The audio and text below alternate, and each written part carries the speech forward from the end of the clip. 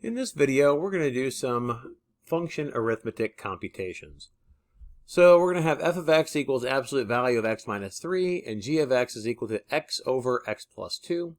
We're asked to find f plus g of 2, f minus g of 5, f times g of 1, and f over g of negative 1. So again, remember that our addition of two functions is the sum of the outputs. So f plus g of 2 is f of 2 plus g of 2. Plug 2 into f of x, we get the absolute value of 2 minus 3. Plug 2 into g of x, we get 2 over 2 plus 2. Absolute value of 2 minus 3 simplifies down to 1. 2 over 2 plus 2 simplifies down to a half, so we get 3 halves for that answer. Do a similar computation for the next part, except we're going to subtract instead of add. So f minus g of 5 is f of 5 minus g of 5. F of 5 is absolute value of 5 minus 3. G of 5 is 5 over 5 plus 2.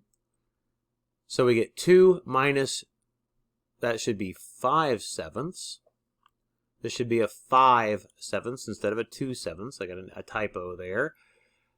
So this is 14 over 7. This should be 5 over 7. So this should be 9 over 7, not 12 over 7. My apologies on that. That's a typo. So again, this should be a 5 over 7, not a 2 over 7.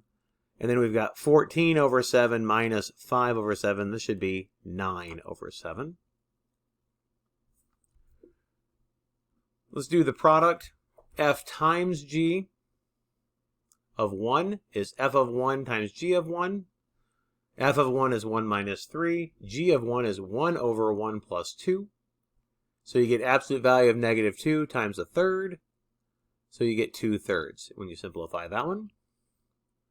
Finally, f over g of negative 1 is f of negative 1 over g of negative 1. Put in negative 1 for f, you get absolute value of negative 1 minus a 3. Put in negative 1 in for g, you get negative 1 over negative 1 plus 2.